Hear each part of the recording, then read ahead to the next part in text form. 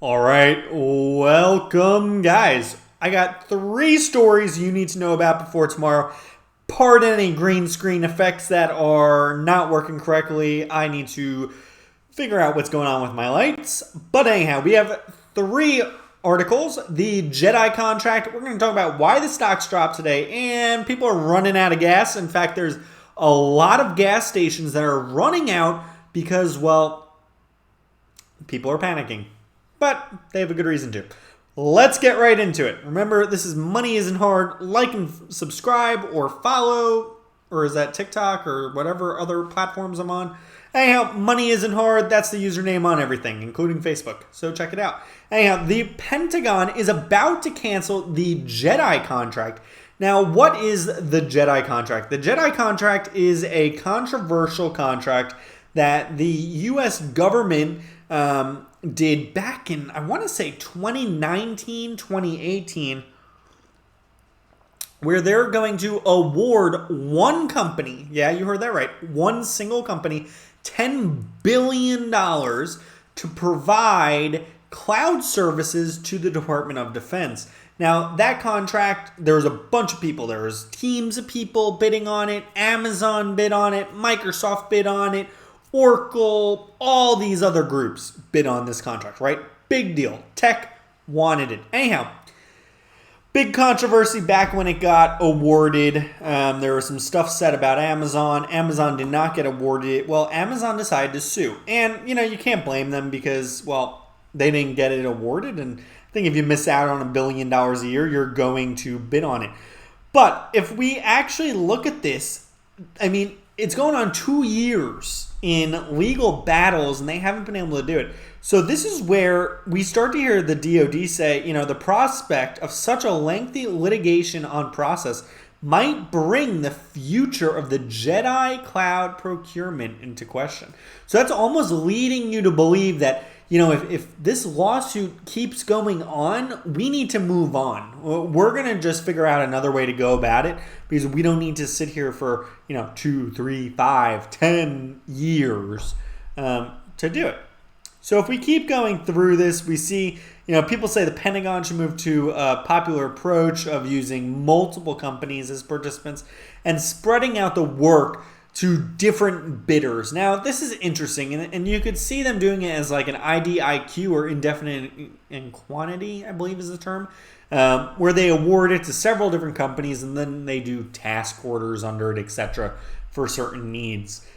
So you never know. Now, Microsoft has said that there's problems that the delays are causing, but the DoD wants to go forward with it. I'm sure Microsoft isn't going to say, it's taken you a year to give it to us, we're not going to do it now. I don't think that's going to happen. But you never know, right? However, Microsoft is smart. I have faith that they'll make it work. Now, if we go into the next article, this has to do with the market overall. Now, I'm sure that you've seen your stock portfolios and everything, and you're saying, oh my God, my portfolio, I've lost so much money. What am I going to do?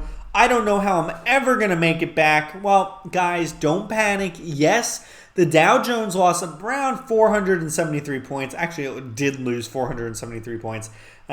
Pretty much the markets were crazy today, okay? Right in the morning, tech stocks fell off a cliff. They regained their losses. They're back, within that 1 to 0.5% off their high for today. Highs for today. There are some stocks, and I actually own a few of them that are, 5% down, 7%. But I just want to tell you guys that you should look at today as a purchasing opportunity. This is an opportunity to buy stocks that you previously may have thought were overvalued or too expensive. And now is a time where you say, you know what? I think it's worth it if I go in and invest. Now, remember, the market's been down for a few days in a row. It may keep going down. That's okay. Don't freak out and sell at, after it goes down again. Wait for it to level out and go back up. Remember, declines, they're good. Buying opportunity. Remember, you're looking at about a 10% decline every few years. This is the way the market has grown. I'm surprised this didn't happen earlier. but it is happening now. All right, now our last story has to do with gas. Now, the other day, if you watch my videos, you may have heard me talk about Colonial Pipeline and how it's running out, or how it was hacked and they had to stop delivering fuel. Now, Colonial Pipeline reaches from Texas all the way up to New York, and it transports around 200 million gallons of gas or fuel, any kind of fuel that you need. Well, that fuel's not getting to where it was supposed to go, leading to shortages. Now, Virginia, North Carolina, Georgia, they're all experiencing outages. And we all knew this was going to happen, guys. That's what happens when you cut off 200 million gallons from getting where it needs to go. Now, gas did increase in price slightly. I don't want to say that it's gone insane. Here's a great map. You can see it starts here in Houston. The pipeline goes all the way up. It really feeds a big section of the United States. As you can see, we'll play this little video right here. There's lines of cars trying to get gas. This is not good, guys. You know, a lot of times there's panic. And you know, the gas situation, when you think about it with a mathematical mind, oh, you know, they have enough gas to withstand a regular demand over 3-4 days. But when people start to panic and they start to say, you know, I'm going to get gas even though I don't usually get it until Saturday. Well, now it's causing a shortage because all of a sudden 7 days worth of demand is in 1 day. And that's what's happening. So now gas stations are running out of gas. There's, you know, going to be some issues. It's a good thing that counties and governments have their own private gas stations. They are private to that company. Technically, it's a public because it's owned by the government, but I don't want to get into that. It's private just for county vehicles, ambulances, fire fighters, etc. So it's a good thing they have those reserves. I wouldn't be surprised if we don't see the U.S. government activate some emergency reserves for this. I know Biden has worked with the EPA and DOT to loosen some regulations in order to get things moving, but it'll be interesting to see what goes on. Now, you may have also seen that American Airlines and some other airlines are having some shortages. Now, American Airlines, their main issue is up in Charlotte. And up in Charlotte, that pipeline supplied a lot of that fuel to the company. So, when that happens, now you say, how am I going to fuel my airplane all the way? That's easy, guys, okay? They're going to do one of two things. One, they're going to cancel flights. Don't really want to do that, right? Two, they're going to add in fuel stops.